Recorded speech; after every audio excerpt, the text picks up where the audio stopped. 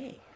So, last session, this one for today, and we were talking about beloved community. Hemos estado hablando de la comunidad amada. And so, we have a tendency maybe to think, oh, it's too grandiose, it's too idealistic, we can't. Y bueno, really es do that. fácil que eso, que lleguemos a ese punto de decir, wow, esto es idealista, es demasiado realmente. So it's good to remember that nonviolent movements throughout history have existed as well. It's good to remember that non-violence movements, what? Exist, vale. Es que no se I'm ve sorry. desde aquí. Entonces es bueno recordar que los movimientos de no violencia existen. That they have existed as well as wars. Y que a la vez que las guerras han existido. So we don't want to forget that. No tenemos que olvidar eso. So we're going to watch a film that sort of documents the successes of peaceful nonviolent movements. Y ahora vamos a ver un pequeño vídeo con extractos de movimientos en pro de la paz exitosos. But before the film starts, Pero antes de que empiece, please, you have received on your phone something called multicultural agreements. habéis recibido el documento que dice Acuerdos para la Interacción Multicultural, etc. Lo acaba de enviar Steve antes. Okay, good. Tonight, look at that, Entonces esta noche mirarlo en casa, because tomorrow we'll do workshops. porque mañana vamos a trabajar sobre esto. And this precedes doing workshop. This is how we speak to each other in the workshop. Y así Okay? vamos a So just look trabajar at them. conjuntamente en esto. Lo puedes compartir también a los de Zoom si quieres. El documento.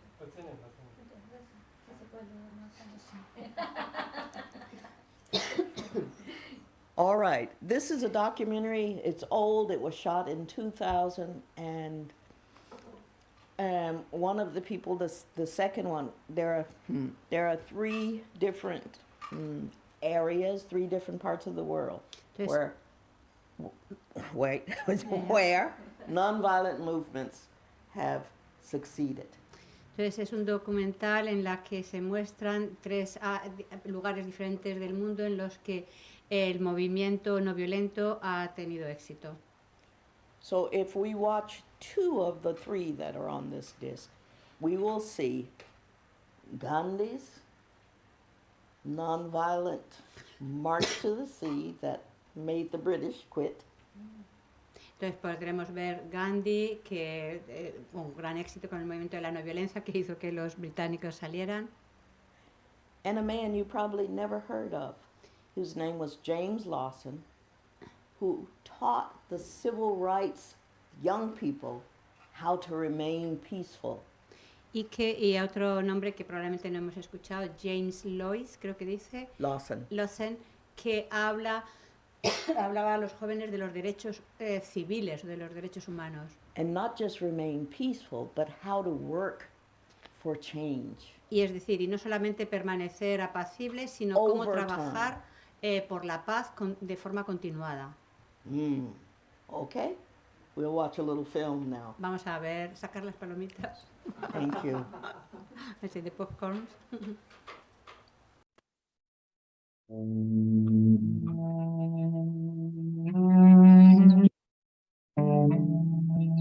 Confinado dentro de los muros de una prisión sudafricana, el joven abogado de la India no tenía razones para quejarse. Algunos dicen que la prisión es un palacio. Otros la ven como un hermoso jardín. Algunos otros sostienen que al pasar a través de las puertas de la prisión, pasaremos del cautiverio actual a la libertad. El año era 1907. El joven abogado de la India era Mohandas Gandhi.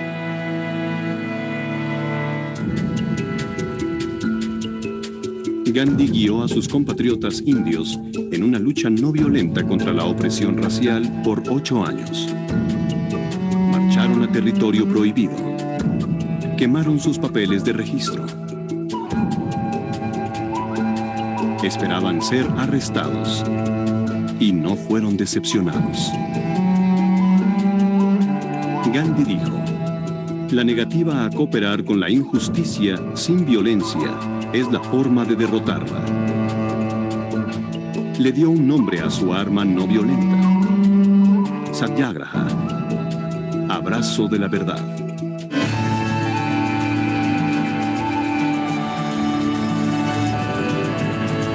En todas las décadas y en todos los continentes, los desvalidos han adoptado las estrategias de Gandhi para luchar por sus derechos y su libertad. No violencia significa dar pelea, pero se combate con otras armas. El poder que Gandhi descubrió cambió al siglo XX.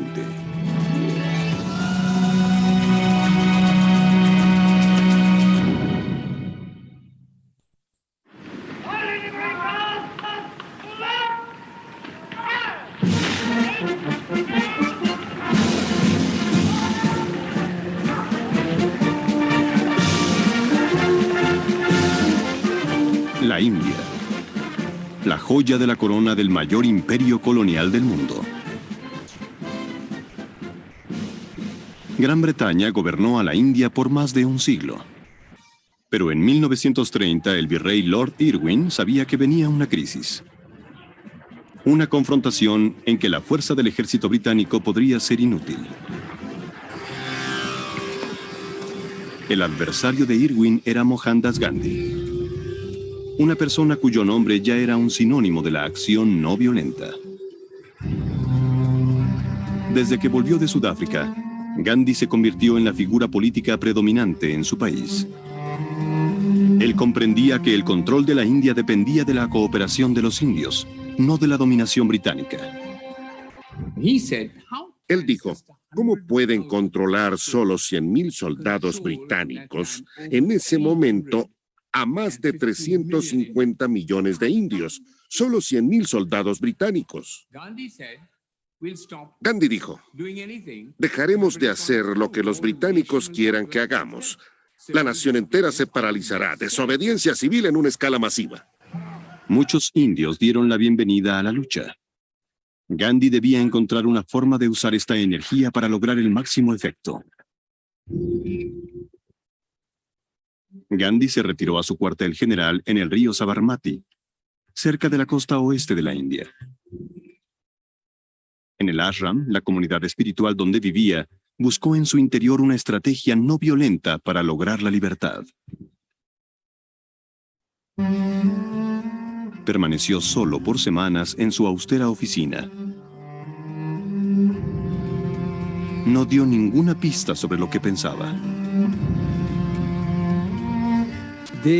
Algunos dijeron que Gandhi Narayan Desai vivió en el ashram de Gandhi durante esas semanas críticas. es un hombre muy inteligente. No quiere que el gobierno británico sepa qué estrategia va a usar. Todo el tiempo decía: no, solo estoy esperando, espero la llamada, sé que escucharé la voz interna. Se decidió en febrero. Comenzaría por desafiar los impuestos británicos y su monopolio de la sal. Le escribió al virrey Lord Irwin el 2 de marzo. Le explicó la injusticia de las leyes de la sal y le dijo que iría a la playa para obtener sal ilegalmente. Invitaría a todos los indios a hacer lo mismo. Le suplicó a Irwin que negociara. Unos días después, una nota de la secretaria de Irwin expresó el pesar del virrey por el plan de acción de Gandhi. Gandhi envió equipos de avanzada para elegir una playa donde comenzar la desobediencia civil. En sus discursos y artículos atacó las leyes de la sal y le dio énfasis a la injusticia, sobre todo a la que sufrían los pobres. Sabía que la sal sería un símbolo poderoso. Todo ser humano necesita sal. Sin sal ni usted ni yo podríamos existir, así que quería tocar a cada corazón indio, decirle que allí hay algo que todos nosotros necesitamos. ¿Por qué debíamos pagar impuestos por ella?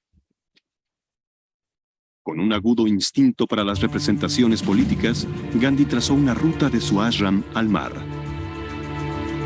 Sus voluntarios y él caminarían casi 400 kilómetros. Al viajar durante casi un mes, pensaba que produciría suspenso y conseguiría un público más amplio para su mensaje. Esperaba ser arrestado antes de llegar a la costa. Al amanecer del 12 de marzo comenzó el gran drama. A sus 60 años, Gandhi era el mayor de los 78 manifestantes. Miles se unieron a la procesión, incluyendo observadores policíacos. Pero el gobierno no hizo ningún esfuerzo por interferir. Temieron que al ser tan popular pudiera haber un desenlace violento. Así que consideraron las ventajas y las desventajas de arrestarlo. También menospreciaron este movimiento, la Satyagraha de la sal. Creían que podría extinguirse y Gandhi quedaría en ridículo, que si seguía marchando sin violar las leyes, no podrían arrestarlo. ¿Bajo qué cargos? Gandhi quería ser arrestado, pero no demasiado pronto. Mientras más tiempo caminara, más publicidad recibiría. Sus mensajes estaban dirigidos por igual a su público inmediato y al mundo exterior, representado por docenas de periodistas que se habían unido a la marcha. En sus discursos insistía: no debemos odiar a los británicos. No nos han quitado a nuestra nación. Nosotros se la hemos dado.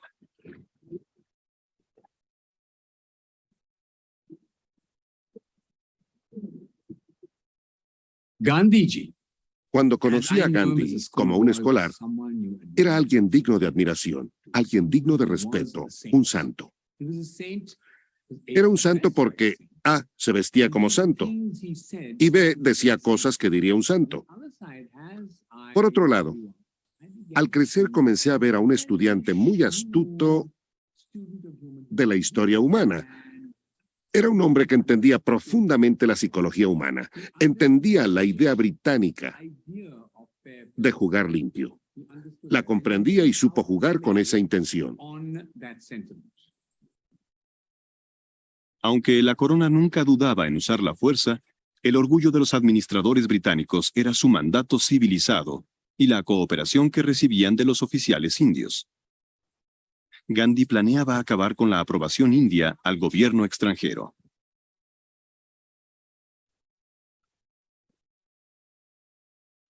La marcha de la sal crearía un dilema. Si lo arrestaban, toda la India se levantaría en protesta.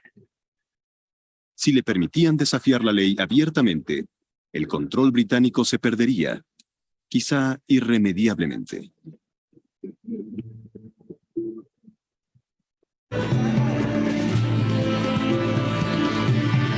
En cada discurso, Gandhi explicaba el poder de la resistencia no violenta. Les pedía a los líderes locales que renunciaran a sus empleos en el gobierno. Decía que cuando todos se negaran a cooperar, los británicos no podrían hacer nada. Estaba pidiéndole a los líderes del pueblo que renunciaran a sus puestos, y creo que unos 140 sí lo hicieron. ¿Por qué les pidió que renunciaran? Era un gobierno extranjero, que administraba al país en beneficio propio. ¿Por qué debían servirlo?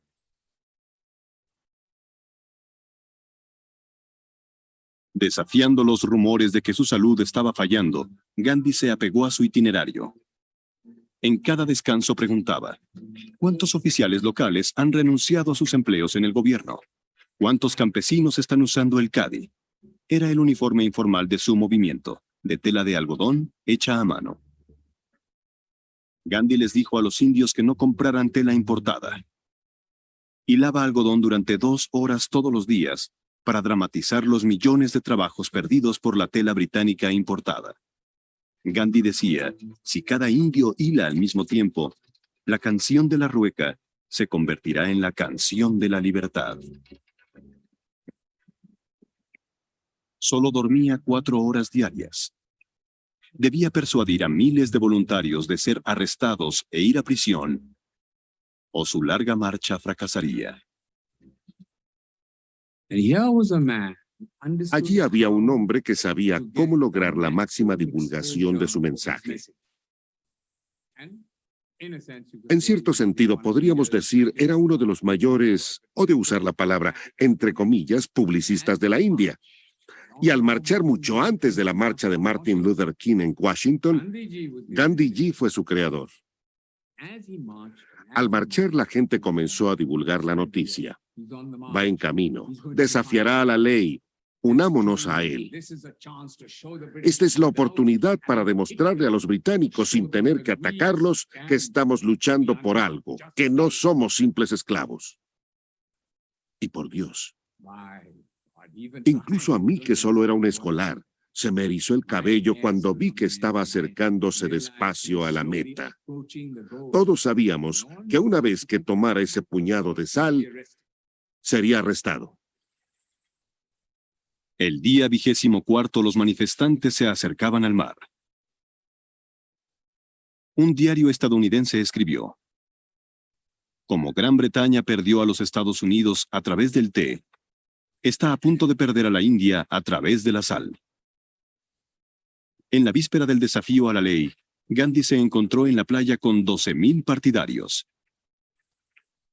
Les dijo: sostengan la sal en sus puños y piensen que vale 60 millones de rupias. Eso es lo que el gobierno nos ha estado robando a través del monopolio de la sal.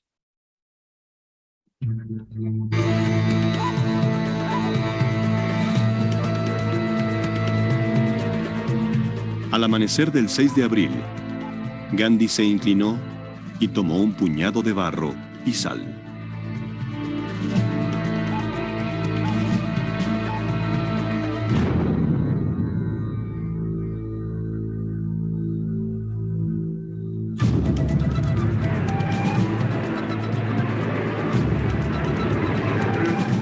La noticia de que Gandhi había violado la ley de la sal electrizó al país.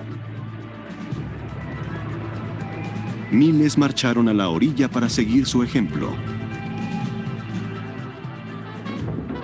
Jawaharlal Nehru, el futuro primer ministro de la India, describió el estado de ánimo.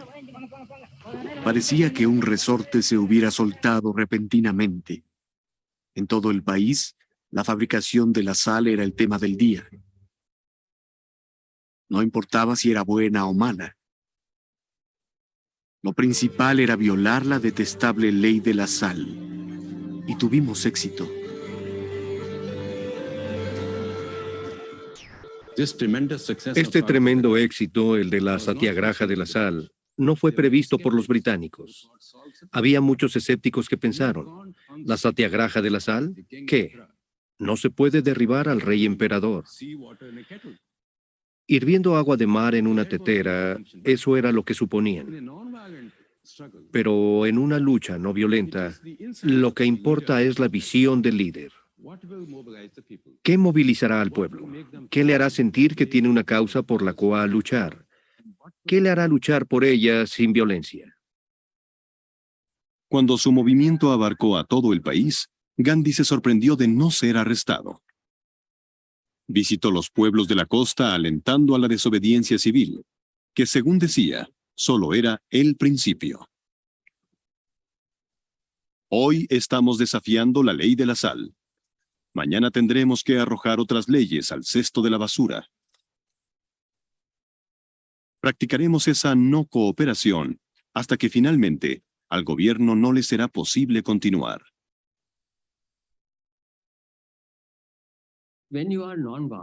Cuando usted actúa de forma no violenta, ¿cómo podemos detenerlo? ¿Cómo responder a su desafío? A lo sumo podemos encarcelarlo, y si lo encarcelamos de nuevo, se vuelve más popular. No podemos usar armas contra usted. No podemos usar la violencia contra usted. Ahí había una persona que desarrolló una técnica que podía dominar a los británicos. Desde el gobierno en Nueva Delhi, Lord Irwin envió un cable a Londres. La influencia personal de Gandhi amenaza con avergonzar a la administración y en algunas zonas ya ha minado la autoridad gubernamental. El cuartel general de Gandhi estaba en la playa. Un mes después de levantar el primer puñado de sal, anunció una escalada. Él y sus voluntarios tomarían la salina del gobierno en el pueblo de Dharasana. Cerca de la medianoche del 4 de mayo le escribió a Lord Irwin y le ofreció 3 métodos para detener la incursión en la salina: abolir el impuesto sobre la sal, arrestar al grupo de rebeldes o romperles la cabeza. Terminó la carta y se retiró a descansar.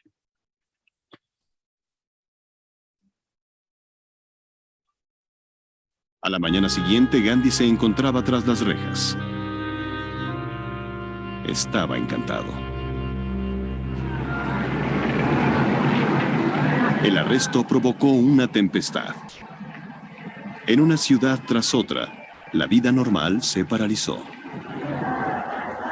Lord Irwin anunció una estrategia de presión continua. La policía usaría un mínimo de fuerza. Irwin emitió ordenanzas de emergencia. Se prohibieron los mítines políticos. La prensa fue censurada. El Comité de Trabajo del Congreso Nacional Indio fue proscrito. El plan de Irwin para evitar la represión falló porque las nuevas ordenanzas daban nuevas oportunidades para violar la ley. Miles fueron arrestados, precisamente lo que Gandhi deseaba. Un grupo de policías vino a arrestar a mi padre y algunos de los niños íbamos siguiendo al vehículo policíaco. En lugar de decir adiós papá o algo así, yo estaba diciéndole, papá, esta vez no menos de 2 años, lo que significaba que quería que no estuviera en prisión por menos de 2 años. Era un orgullo tener a un padre sentenciado por 2 años y no por 3 meses. Así que en ese ambiente la idea de Gandhi había tocado incluso a los niños.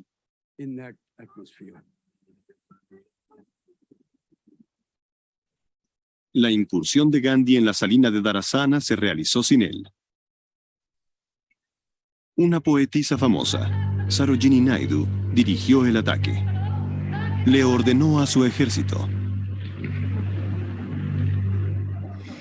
no deben usar la violencia bajo ninguna circunstancia. Serán golpeados, pero no deben resistirse. No deben levantar la mano ni siquiera para detener los golpes. Después de 10 días de escaramuzas, 2.500 manifestantes confrontaron a los guardias.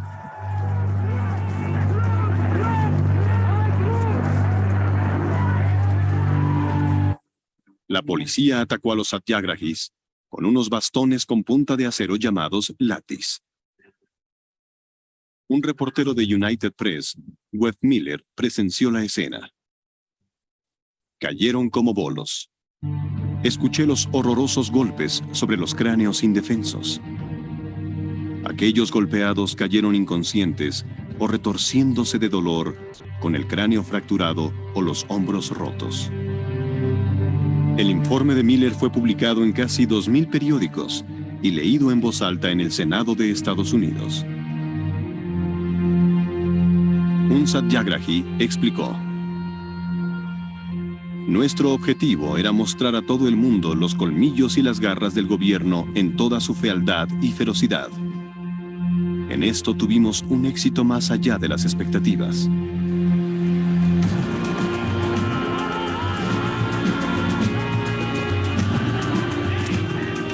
A mitad del verano, la lucha no había disminuido. Incluso con Gandhi y la mayoría de los líderes nacionalistas en prisión, el gobierno había perdido el control de las ciudades principales. Los informes de la prensa sobre la brutalidad policíaca dañaron a Gran Bretaña casi tanto como la campaña de resistencia.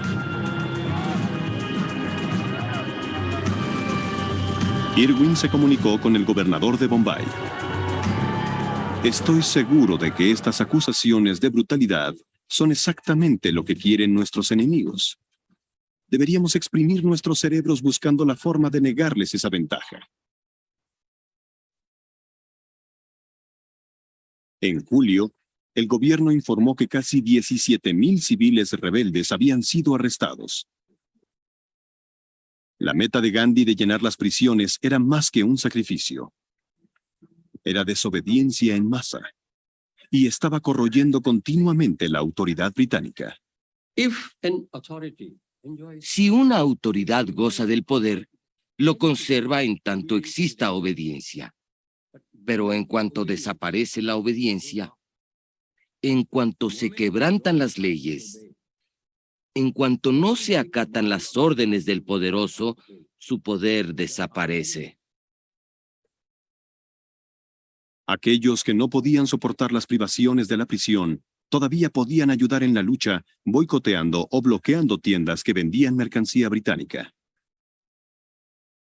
Cuando las ventas cayeron, Lord Irwin emitió una ordenanza de prevención de intimidación en contra de los bloqueos. El resultado, más arrestos ante las ovaciones de los transeúntes.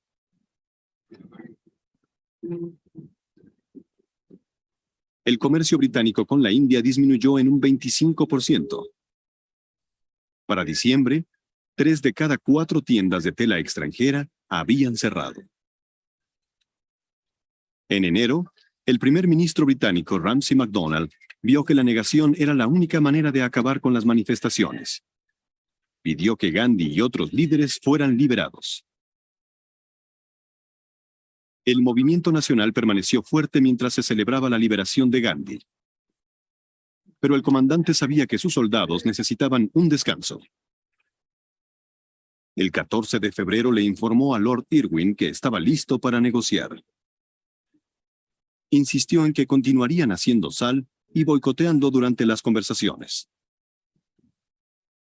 En el Palacio del Virrey en Nueva Delhi, Gandhi fue el primer indio en reunirse con un gobernante británico como su igual. Las negociaciones duraron 3 semanas.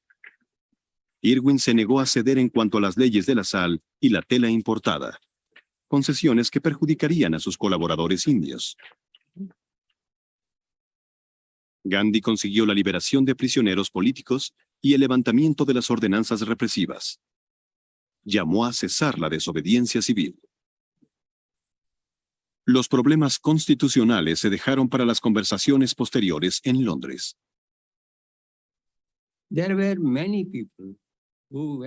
Había muchas personas que no quedaron satisfechas.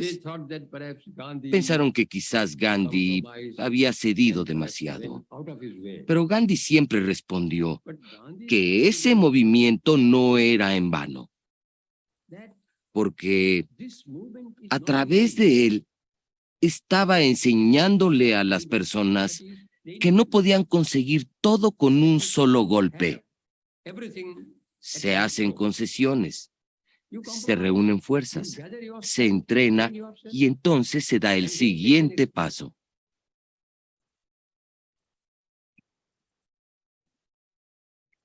Un año después de la Marcha de la Sal, la India aún permanecía bajo la dominación británica. Pero Gandhi había terminado con la pretensión británica de legitimidad en la India.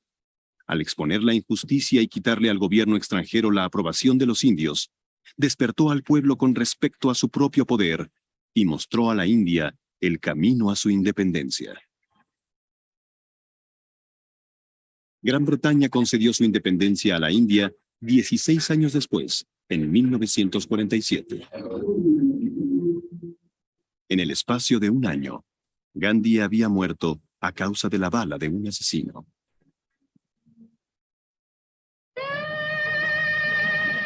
Más allá de sus logros en la India, su visión y su práctica de conflictos no violentos ha sentado un precedente para las generaciones futuras.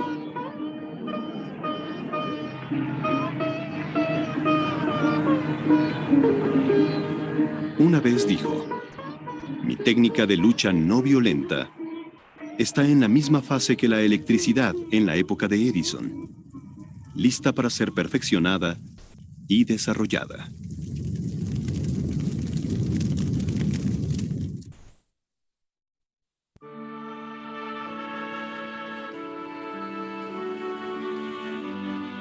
«60 años después de la lucha de Gandhi en Sudáfrica, sus ideas encontraron nuevos seguidores en el sur de Estados Unidos. Los estudiantes de la Universidad Fisk, una importante institución negra, podían ignorar la segregación en el recinto universitario, pero cuando se aventuraban al centro de la ciudad, muchos se horrorizaban por el sistema sureño. Crecí en el lado sur de Chicago. Aunque allí había visto segregación, no era tan abierta. Aquí colgaban letreros en los bebederos y en los baños. Era humillante.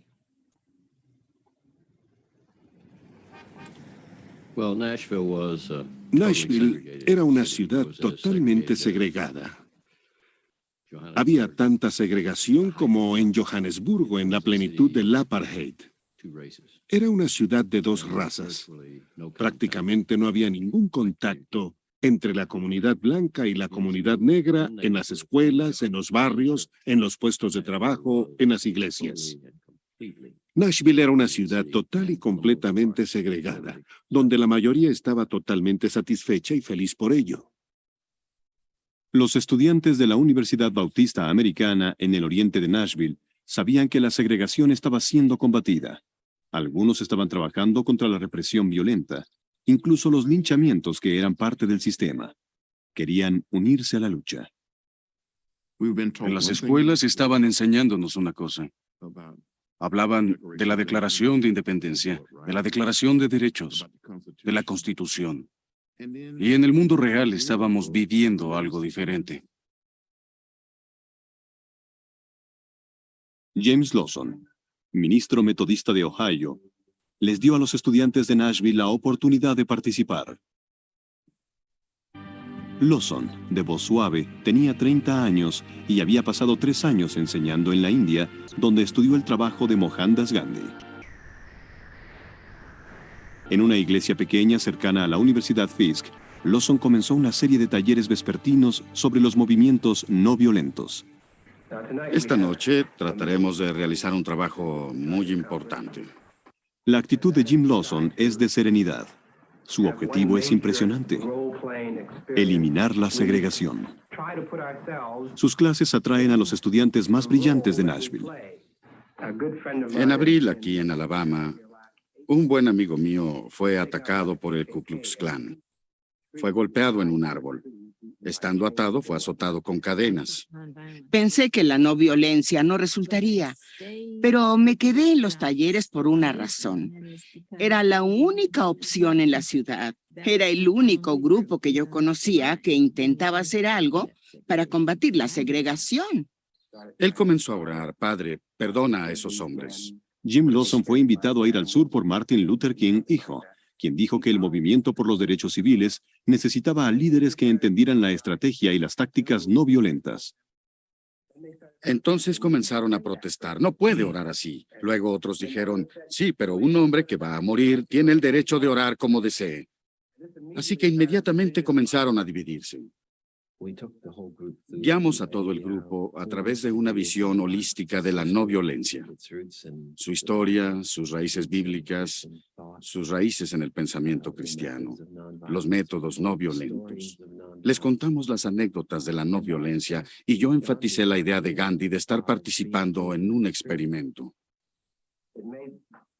Podemos tener un efecto mucho más devastador en el atacante al mirarlo a los ojos mientras está golpeándonos.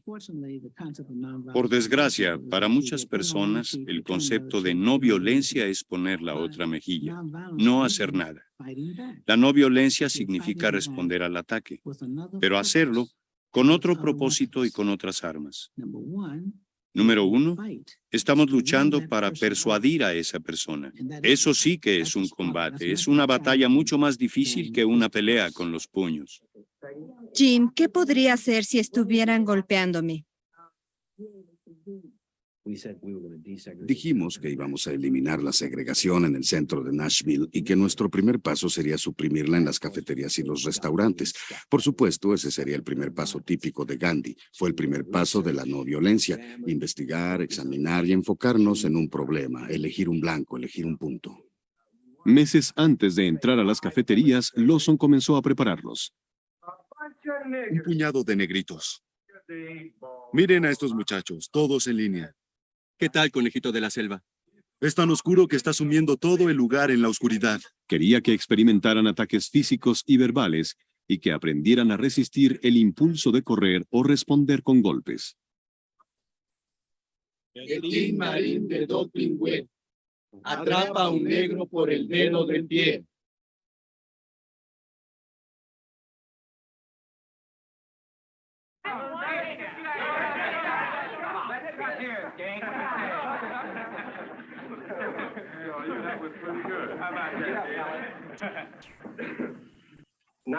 Ahora, veamos qué hemos aprendido acerca de cómo podríamos actuar sin violencia. ¿Cuáles son los principales problemas? No podemos hacer una manifestación con 25 personas que hacen lo que se les antoje. Deben tener una disciplina en común.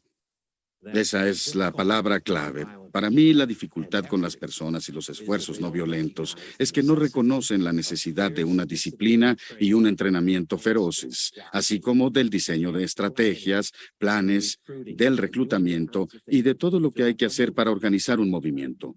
Esto no puede pasar espontáneamente, debe hacerse sistemáticamente. Efectuaron su primera movilización un sábado, cuando era seguro que serían observados. Pasamos muchas horas anticipando la oposición. Sabíamos que dirían, no queremos sentarnos al lado de personas sucias mientras almorzamos. Una de las formas de combatirla fue respetar un código de vestir.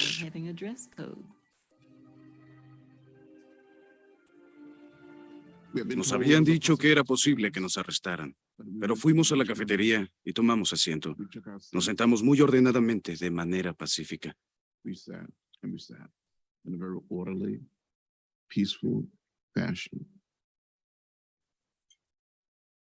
No se sorprendieron cuando las camareras se negaron a atenderlos. Dije lo siento, la administración no nos permite servir a los negritos. Los administradores cerraron rápidamente la zona del comedor, pero los estudiantes permanecieron allí todo el día, leyendo y haciendo sus tareas.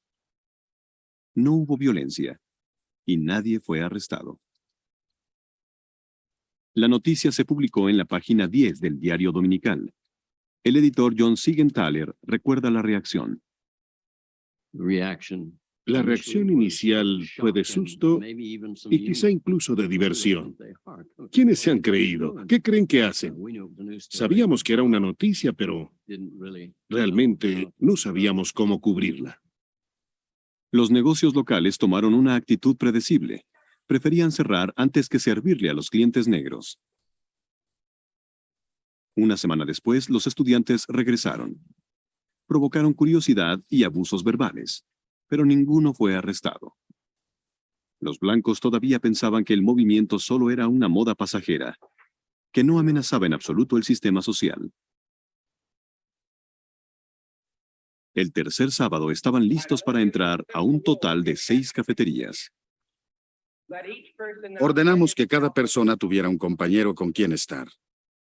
Pero no queríamos a una persona blanca con otra negra del sexo opuesto porque no deseábamos provocar esa clase de polémica. Ese día nos avisaron que dejarían a los matones golpearnos y luego nos arrestaría la policía. Así que necesitábamos estar preparados para ser lastimados y arrestados. Fue la condición bajo la que asistimos. Ya estaban bien preparados para las contingencias. Cada grupo incluía a un líder y a varios observadores que informarían a la iglesia sobre la manifestación por teléfono. Los observadores llevaban el número de teléfono de los servicios de urgencia y muchas monedas para los teléfonos públicos. Cuando el primer grupo de manifestantes entró a las cafeterías, el segundo y el tercero se mantuvieron fuera de vista, preparados para entrar cuando el primer grupo fuera arrestado. Como habían previsto, la policía no hizo nada durante los primeros 15 minutos.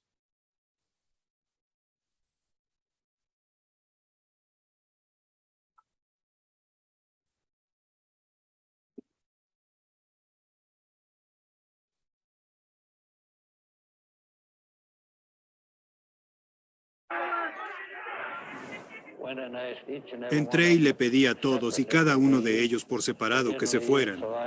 No obedecieron, así que le dije a los oficiales que los pusieran bajo arresto. Así lo hicieron. Cuando los asientos quedaron vacíos, otros muchachos y muchachas, blancos y de color, los ocuparon nuevamente. Sorprendió mucho a la policía. Pensaron que habían terminado con el problema. Cuando se dieron la vuelta y vieron que la cafetería de nuevo estaba llena de estudiantes negros, se miraron de reojo como diciendo, ¿ves lo que yo veo? ¿Qué haremos ahora? Y todavía había otro grupo listo para sentarse.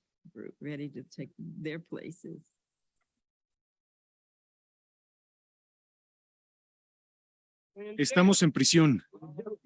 ¿Qué va a decir mi madre cuando se entere? Teníamos una filosofía, el poder de la no violencia. Sentíamos que ese poder era más eficaz que toda su fuerza policíaca, legisladores, perros, toletes o prisiones, y que nuestra capacidad y disposición para sufrir superó al poder que tenían. Los arrestos en masa fueron una victoria para los estudiantes. Los reporteros comprendieron que estaban cubriendo una historia de importancia nacional. Era como ser un corresponsal de guerra en mi propia ciudad.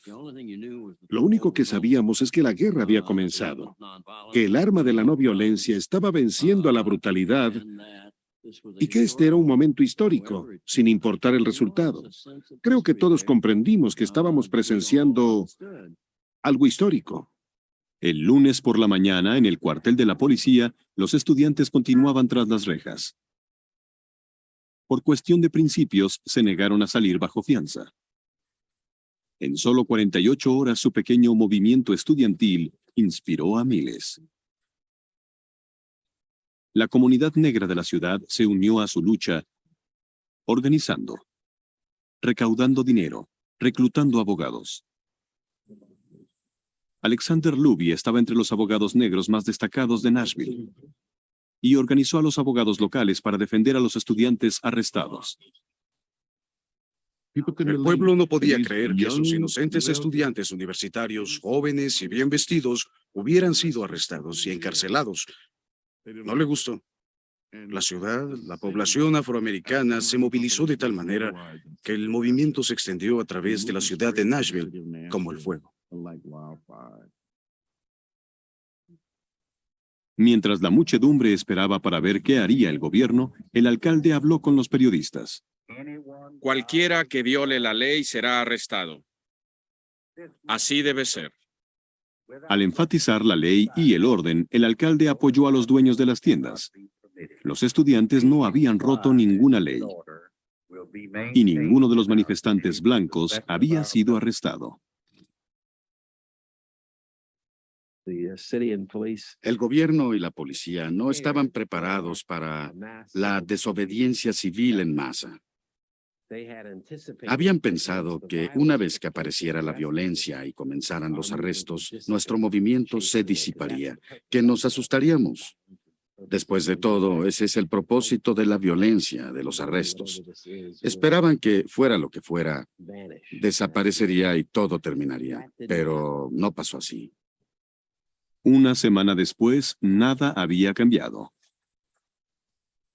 Cuando los estudiantes volvieron a las cafeterías, el gobierno solo tuvo una respuesta: más arrestos.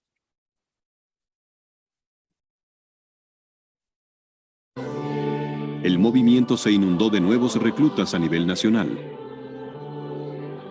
Los talleres de Jim Lawson se extendieron para cubrir la demanda. Las iglesias de Nashville proporcionaron espacio para reuniones, teléfonos y mimeógrafos. Ahora debían difundir el mensaje más allá de Nashville.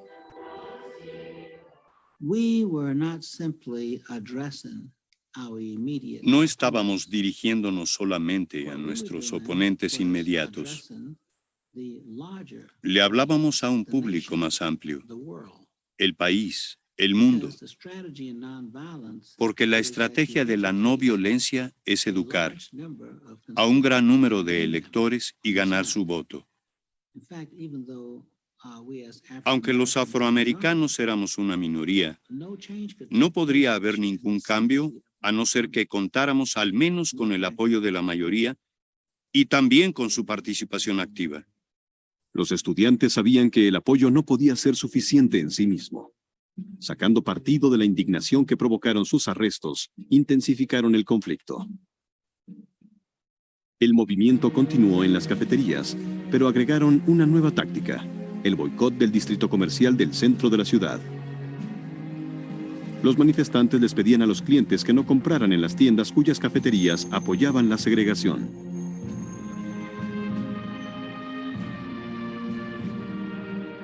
Los estudiantes crearon un ímpetu que fue acogido por toda la comunidad. Cuando los sacerdotes negros les pidieron a sus congregaciones que ni se acercaran al distrito comercial del centro de la ciudad. Eso hizo que toda la comunidad participara en el movimiento. Es una de las cosas que siempre enseñamos en el mundo de la no violencia, que todos podemos participar en los movimientos. Pueden participar los niños, las mujeres y los hombres, los jóvenes, los ancianos, todos podemos trabajar. Al intensificarse el boicot, las manifestaciones y los arrestos continuaron. El conflicto se convirtió en un hecho aparentemente permanente de la vida en el distrito comercial del centro de la ciudad. Las manifestaciones y el boicot provocaron represalias racistas, pero estas fueron contraproducentes. Los blancos, asustados, comenzaron a evitar el centro de la ciudad, uniéndose al boicot sin querer. Un economista de la Universidad Fisk calculó que algunas tiendas del centro habían perdido hasta el 40% de sus ventas. Al acercarse la Pascua, nunca llegó la acostumbrada ola de compras de primavera. Entre los negros, el boicot se estimaba en un 98%. Ese fue un poderoso mensaje enviado a la comunidad blanca. Una cosa es lidiar con los estudiantes los sábados, encerrarlos, dejar que salgan bajo fianza, sentenciarlos a pagar multas de $50, etc. Pero es muy diferente el ver que nadie sale a la calle. En Pascua, las cafeterías todavía seguían apoyando la segregación, pero las manifestaciones pusieron los derechos civiles en la agenda nacional como nunca antes.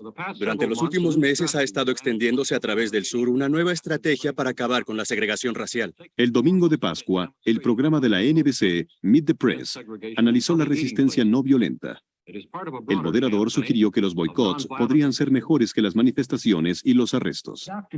Dr. King, ¿no tendría un argumento más convincente si se negara a comprar en esas tiendas e invitara a las personas blancas del país a imitarlo, invocando su derecho moral y legal de no comprar?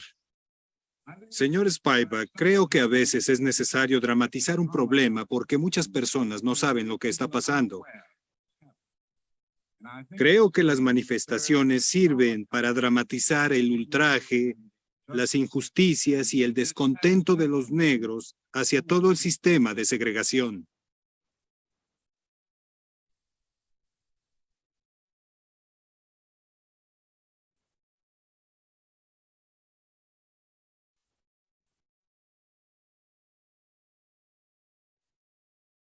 A bit more of that. Just a little bit more.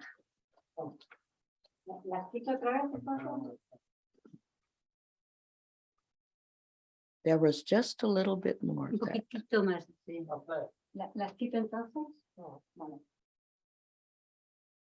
I just want you to say that. No, no, que un poquito más es lo que he dicho, ¿no?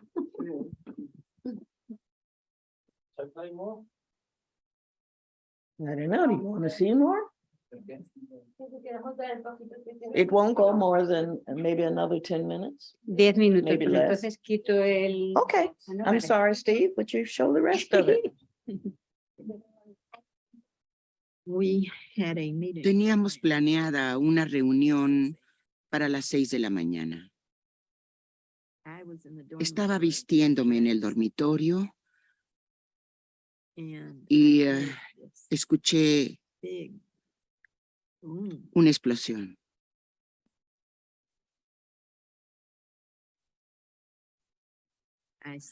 Me dijeron que en la casa del abogado Z. Alexander Luby había estallado una bomba.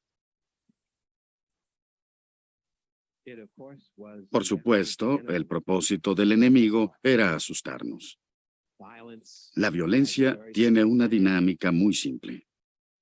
Te hago sufrir más de lo que sufro. Yo te hago sufrir hasta que te rindas y te des por vencido. Es una guerra. Es violencia. La diferencia con la no violencia es que no queremos golpear al oponente. No creemos que eso sea bueno. Luby y su esposa salieron ilesos. Pero como Lawson les enseñó a sus estudiantes, la violencia puede ser contraproducente. La bomba conmocionó a la ciudad y le dio a los estudiantes una oportunidad estratégica. Le enviaron un telegrama al alcalde exigiendo una reunión y organizaron una marcha silenciosa de la universidad al ayuntamiento.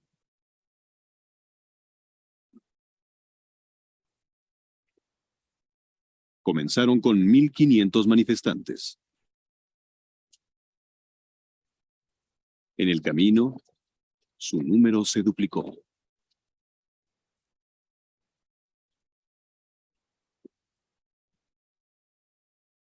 El alcalde Ben West estaba esperándolos. West comenzó a discutir con un pastor negro. Pero entonces Diane Nash le hizo algunas preguntas muy directas.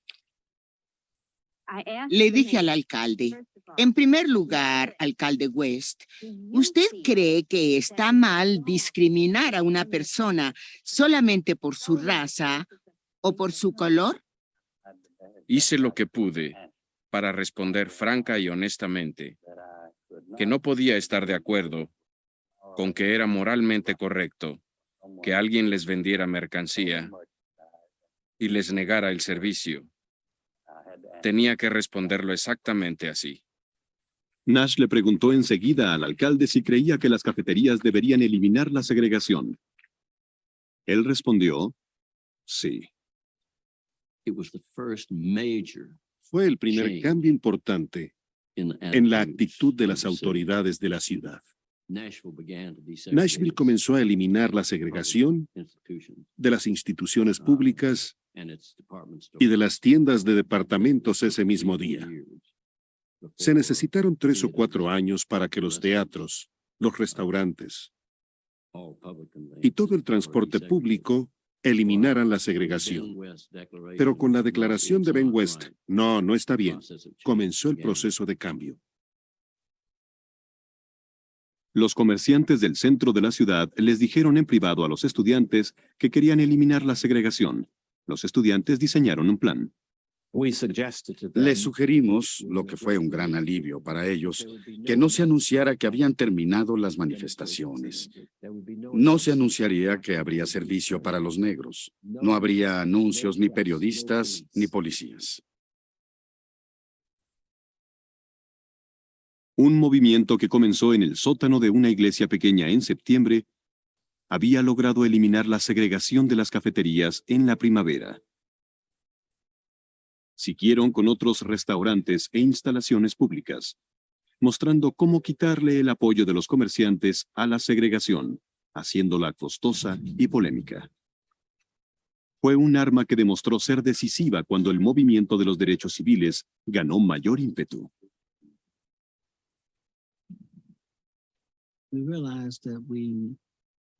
Comprendimos que teníamos tanto los recursos espirituales como la habilidad psicológica para producir un cambio también en otros lugares. Aprendimos a organizar a la comunidad, a dirigir una manifestación, a negociar, a tratar con los medios de comunicación. En ese sentido, éramos guerreros. Nos habíamos preparado. Era como una academia de la no violencia, equivalente a la de West Point. Por el resto de la década, llevaron lo que habían aprendido más al sur y a todo el país. Al reflexionar en lo que habían logrado, uno de los estudiantes de Nashville escribió: "No podemos esperar a que alguien más lo haga. No podemos esperar a que el gobierno lo haga. Debemos hacer lo posible a través de nuestro propio esfuerzo, acción y visión".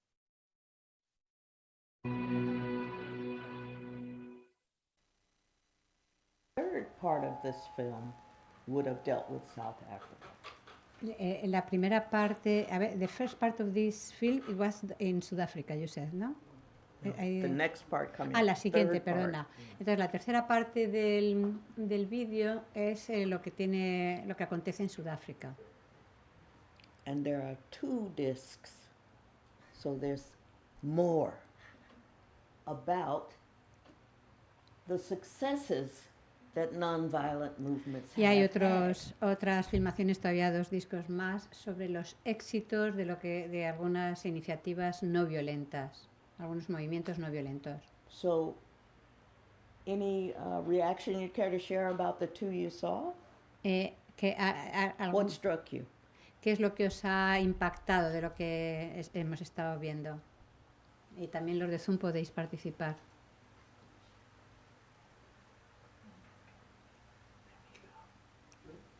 ¿El micro lo quieres pasar a quien sea? ¿A Javi? Por ejemplo, se pierde mucho tiempo a veces. Me ha conmovido mucho el vídeo. Gracias por compartirlo.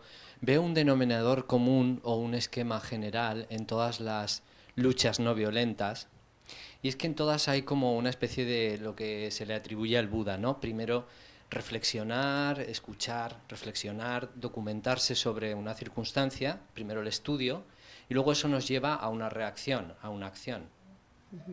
Yes, thank you for sharing this video. It has been really, he liked it very much. And then he sees something in common with the approach in Buddhism. Then you reflect about the situation, you study the possibilities, and reflecting, then you choose what is the right way to do. This is how organizing works. Así es como funciona, así es un trabajo organizado. And the center of these, as you rightly note, is similar to Buddhism, nonviolent resistance. You have to do something, but do it nonviolently, so you have to plan and think.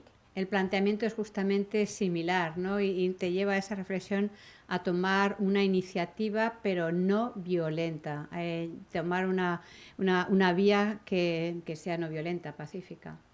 A partir de ese análisis, a mí lo que me choca o lo que me llama la atención respecto a la segunda mitad del siglo XX, a partir de la Segunda Guerra Mundial, es que me parece que hay como todo un desmoronamiento de estructuras educativas, de valores. Las principales iglesias o los principales credos en el mundo se han pervertido tanto, están en un estado tan al servicio del poder, quizás, que resulta extremadamente difícil, primero, hacer el análisis de la situación, porque la gente en general estamos con pocos recursos o no nos hemos cultivado en sistemas que te hagan pensar, que te hagan ser crítico y que favorezcan la crítica constructiva, que también podría ser una forma de no violencia, la crítica constructiva, cuando uno se difiere de una idea general. En segundo lugar, ¿cómo vamos a llevar como sociedad a una acción cuando no hay una base, creo, generalizada para un análisis serio, un tiempo tranquilo, un reposo y una transacción de ideas complementarias y desiguales entre personas. Yo soy incapaz de traducir. ¿Lo puedes traducir tú, Steven, No, es que es muy extenso, pero que bueno, básicamente, I mean, it's very, very extensive. I need to know. I'd like to know what he Yes, said. I tried, but it was too... pero básicamente... bueno, si quieres entonces tú, vale, pues hazlo tú, Karen. Que lo haga ella. I'm sorry. It's just nowadays, it's like many of the institutions they don't have a structure. They are under the power of the government and things like that. So they don't have like this structure or the basis or maybe the education to really promote this kind of movement. Who doesn't?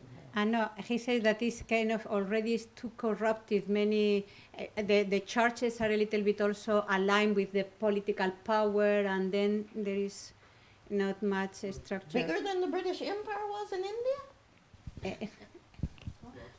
Peor que como estaba en Inglaterra con el Imperio Británico.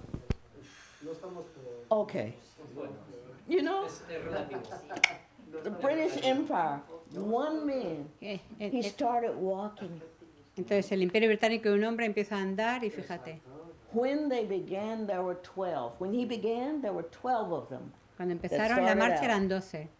240 kilometers, how many were there? More than 35,000. Y 240 kilómetros, más de 35.000 ya. And everyday news coverage. Y cada día las noticias lo iban cubriendo. So a movement grows organically. Y creció de forma orgánica el movimiento. But someone has to start it. Pero alguien tiene que empezar. I'm not saying we can go out and start it tomorrow.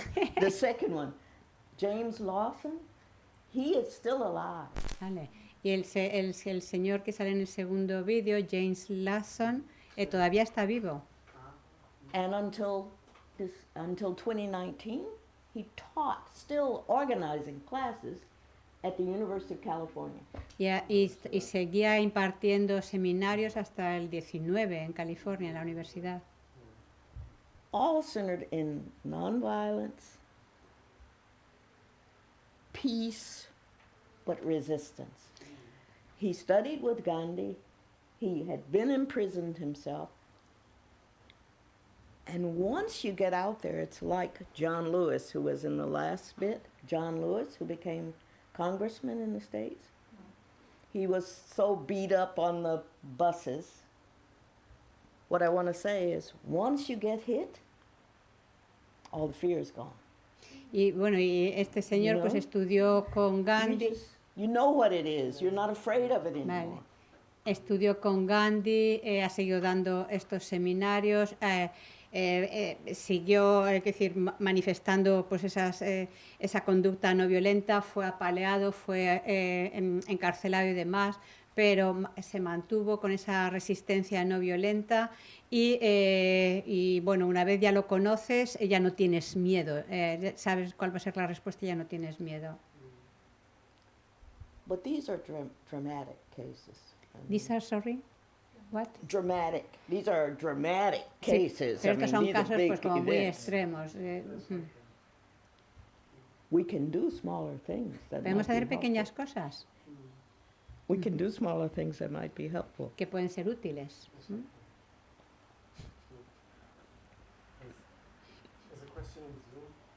Ajá. Ok, Isabel, ¿quieres preguntar algo? Isa, si quieres preguntar algo, date la voz. Sí. Lo puedes hacer en inglés si quieres y yo traduzco. Estaba pensando que de la misma manera que para encontrar una respuesta que cuando hemos hablado antes, si era demasiado idealista el pensar que era posible los movimientos de no violencia, pues estaba pensando que depende, de la misma manera que lo estudiamos en budismo, depende del trabajo que hagamos con nuestra mente. Porque si en nuestro día a día no hemos hecho ese trabajo de la no violencia con los que nos rodean, los que tenemos más cerca, pues después nos costaría mucho más con más personas. Claro. Y también creo que en el vídeo lo vemos que funciona porque hay mucha constancia y hay también, que es muy importante, anteponer el bien común a mirar cada uno por solucionar sus problemas. Entonces eso da mucha fuerza. Vale, Isa, ¿lo quieres expresar tú en inglés o qué? ¿Te atreves? No, Venga, si puedes, dilo tú si puedes. Qué mala eres, vale. She said, bueno, y si no, pues Karen, tú me corriges y lo traduces tú. Entonces, she said that, of course, to work, to have that non-violence attitude requires of a personal training, personal training. Exactly. If we don't train ourselves, starting with the near ones, and also something in common. I mean, this all those they have that attitude, non-violent, and also they were very constant with the time, continuously acting like that. Then somehow we have also to train ourselves. Start with the close ones, and also always to take, I mean, not to always have the mind of the benefit of the others rather than your own benefit. Yes. If we have these things in mind, then of course we can train in this non-violence. Bueno, más o menos te lo he hecho, Isa. That is perfect. That's perfect, Isabel. Perfecto, You Isa. are perfectly correct. Totalmente de acuerdo, Isa. Thank you. Gracias. Gracias. Oh. It has to start with discipline. The first verse, the second verse we talked about today. Sí, exactamente. Tiene que empezar con la propia disciplina, tal como mencionábamos con el segundo verso del Dhammapada hoy. Verse 183. El 183. Do no harm. No dañes. Practice what is good. Discipline the mind. No dañes, practica lo que sea buena, disciplina la propia mente, subyuga tu propia mente. Ahí, Isa, hasta ahí. Gracias. Está ahí, vale. Muchas gracias. Gracias, Isabel. Gracias. Muy bien. Other things that you noticed from those two segments of this? Algunas otras cosas que os hayan sugerido estos dos vídeos que hemos visto, estas dos partes. A mí me ha encantado ver a los blancos defendiendo a los negros. Me ha encantado. Vale. Espera, dilo para que te escuchen. Sí. ¿Y la grabación? Sobre los vídeos me impacta siempre verlos, pero lo que más me ha gustado es ver a los blancos ayudando a los negros. Yeah. En una sociedad tan racista, me parece de una valentía brutal. She said that she was very happy to see that it was not just the black ones who present. No, it was in a society with so much segregation that also white people were supporting. She said that's great. Yeah. And that causes the bigger government to change. Y eso es lo que if hace it's que just black people, I say, Claro. But if it's their sons and daughters, then they think about it. Claro, y eso es ese apoyo ayuda a que los gobiernos empiecen a plantearse las cosas, porque claro, ya son sus hijos y sus hijas que también están ahí involucrados. Si solo fueran los negros sería otra película. And also, it's as though segregationists have been successful, because it's like living in parallel worlds. If you don't want to see me, you don't have to. You go to school, you go shopping, and you don't have to see another black person. In America, the places we live are so segregated.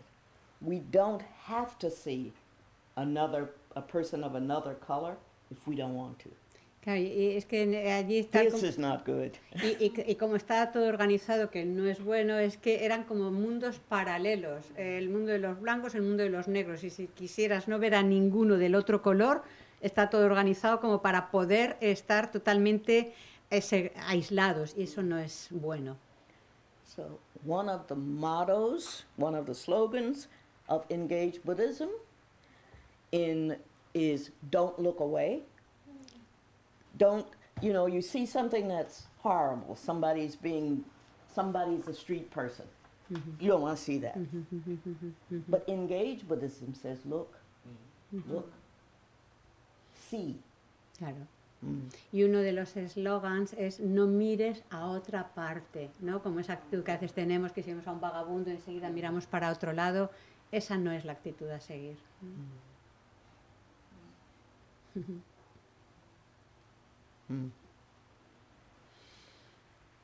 His Holiness the Dalai Lama often quotes Shantideva.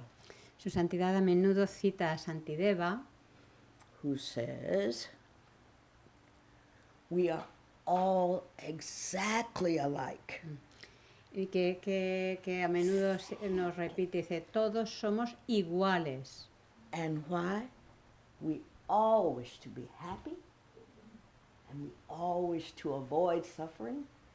In this respect, we are exactly the same. ¿Y en qué sentido? En que todos queremos ser felices y no queremos sufrir. Y en ese sentido somos todos exactamente igual.